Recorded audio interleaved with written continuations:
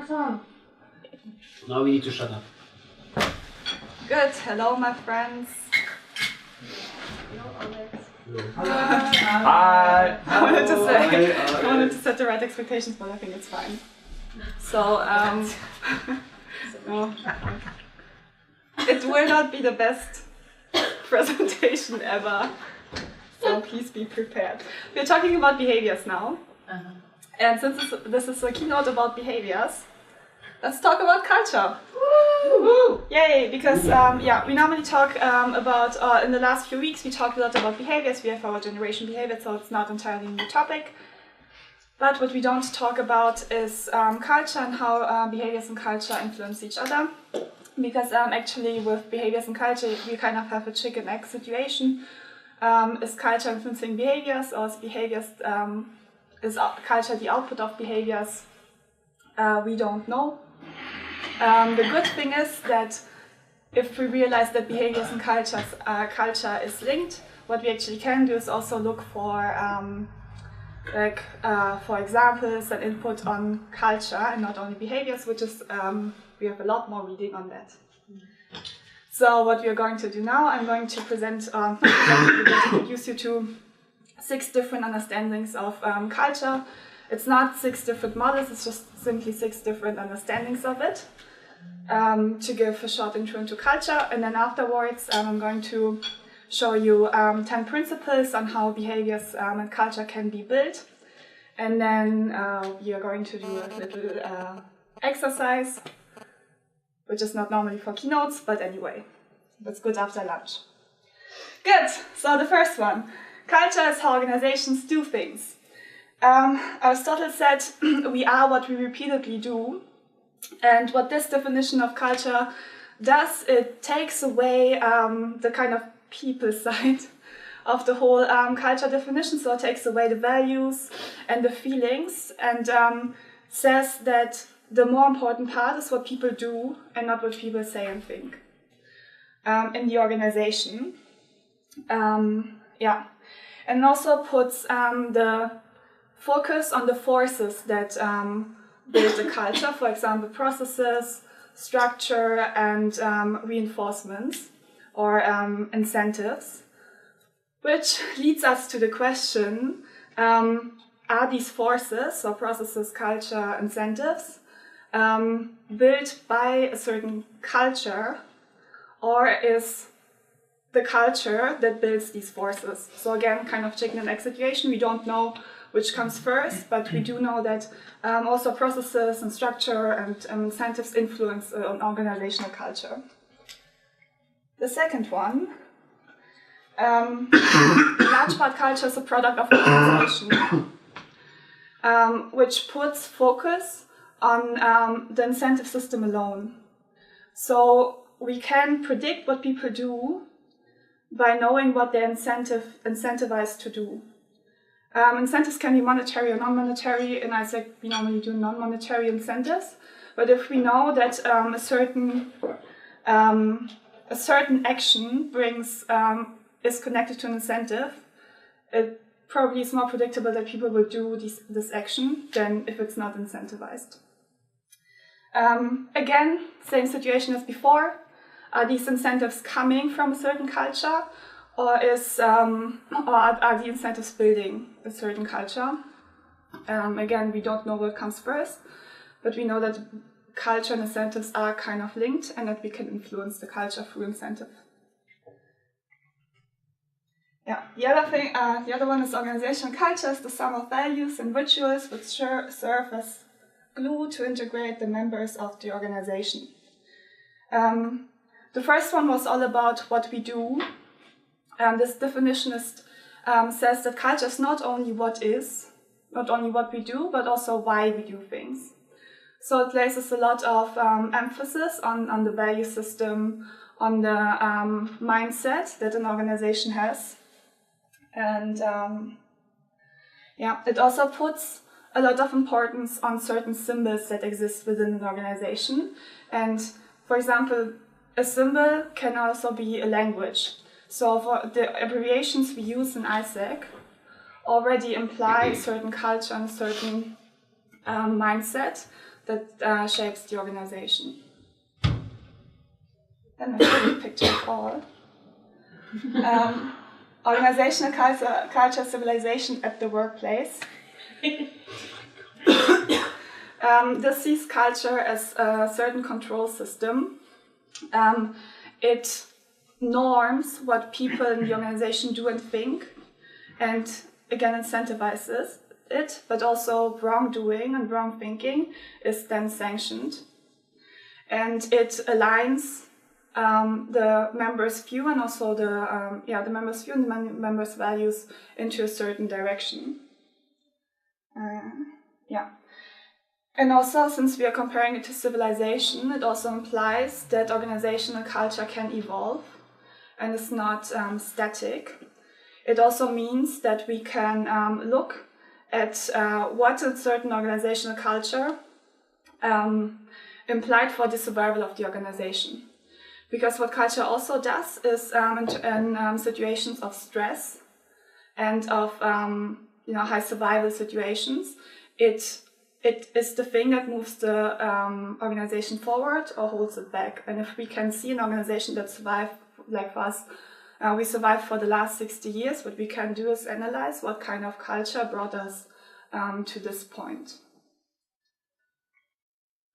Culture is the organization's immune system, very much comparing or connecting to the other definition. Like the human immune system, culture already prevents wrong thinking and wrong people from entering the organization. So already in the first screening process, before people enter the organization, by knowing or by having an inherent culture, we can already select the people who are, like, in terms of thinking and doing good for the organization. But just like the human immune system, what it also can do is attack agents of change. Because once change comes up and the change in mindset comes into the organization or comes within the organization, the other cells can attack this agent of change, which is also why sometimes change is so hard in organizations. And an organization is a living culture that can adapt to the reality as fast as possible.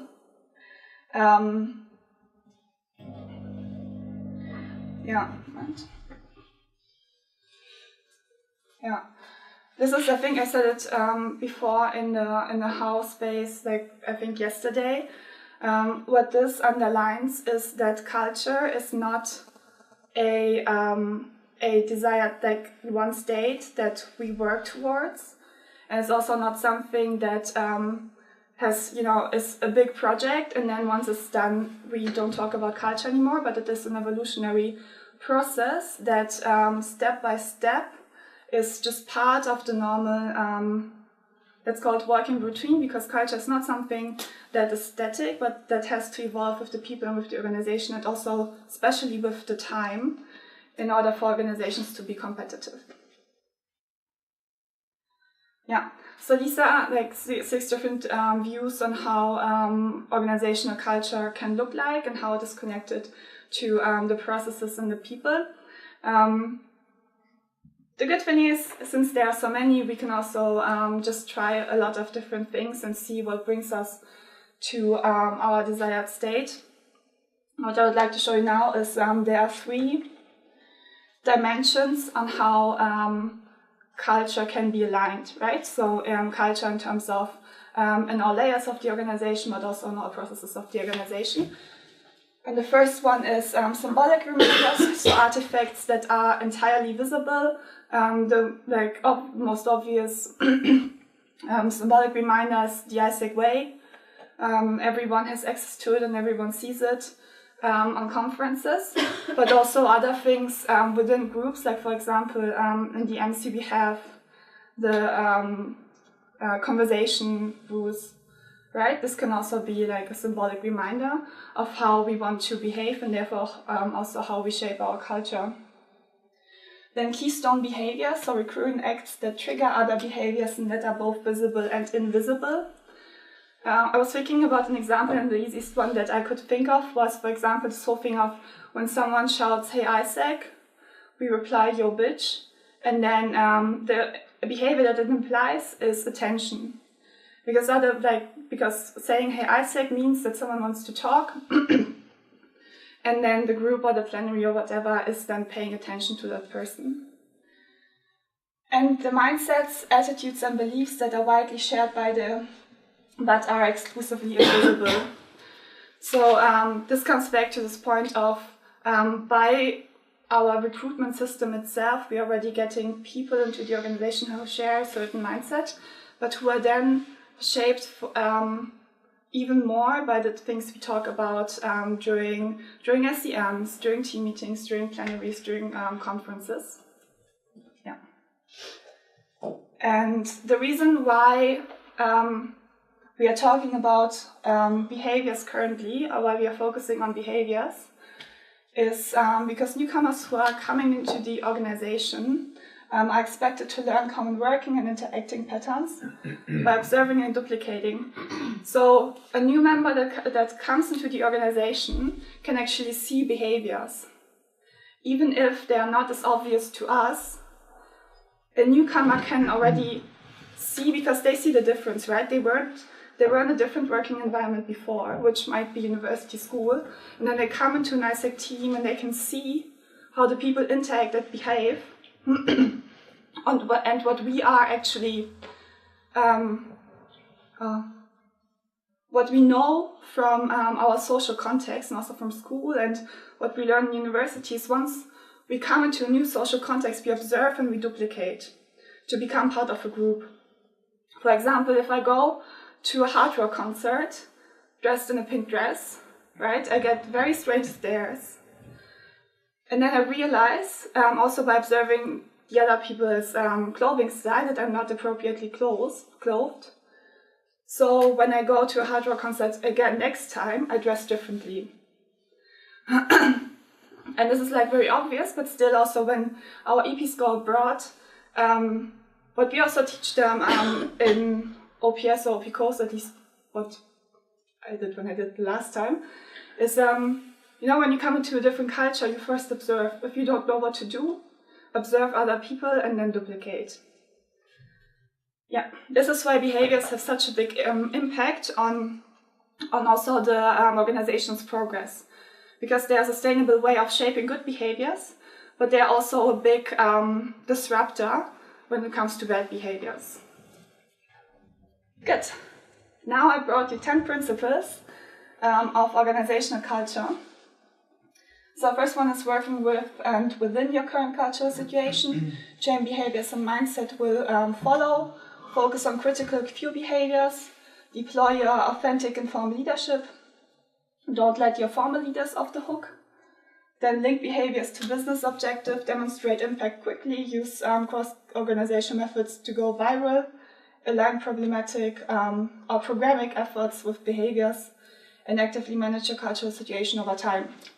For all the 10, like for each one, I have examples, so corporate examples. For example, I think this one is like a very interesting one because we don't, I think we focus so much about changing behaviors that we didn't really think about how we can actually work with existing behaviors. So I have an example on like an existing behavior that was actually seen as bad for the organization, how the organization took it to actually turn it into something positive. And I have it for all 10 of them. So I would actually ask you to get together in groups of 3 because we don't have enough time to do it all together, and then just read through the example, sum it up. You will get 2 to 3 per group, and then try to find out where you spot similarities to ISEC and what could be the possible solution within ISEC. To maybe combat either this behavior or this trait. Good? Good. Yes. Get together in groups of 3. Okay, doesn't matter.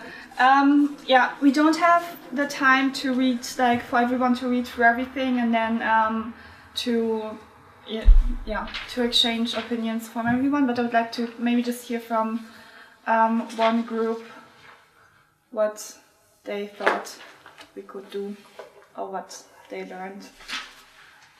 Okay, I really like ours. I can be quick. Number one was use what you have to your advantage. For example, using our low retention rate to work more in the sprint style and getting like things done quickly, like this. Like it can really encourage piloting and failing fast. And the other one was like it's easier to act your way into thinking than to think your way into acting. Meaning that you repeatedly do tasks that are self-responsible to become self-responsible, rather than thinking, now I'm self-responsible. It was really nice. I will share, like, of course in the output there will also be the other like examples for the other principles. So you can read through them, or they also lie around here if you want to use them for the next space. And I also think hopefully, because like it gave me a lot of ideas, but hopefully it gave also you a lot of ideas on how we can move forward in the next space. Just one last thing, so why do we bother to change the culture and the behaviors in our organization? Because it's like a very uncertain and long process. It's because with the culture, if we can align cultural forces and strategy, we can actually use emotional capacities in the organization, which means that by aligning those twos, we can actually also, it's like very fluffy, but we can have members who don't only believe in what we do, but they also have the strong feeling towards the cause, which then gives a lot of energy to the doing itself. Right, so it reinforces itself. And this is why we talk about this. Good, that's it.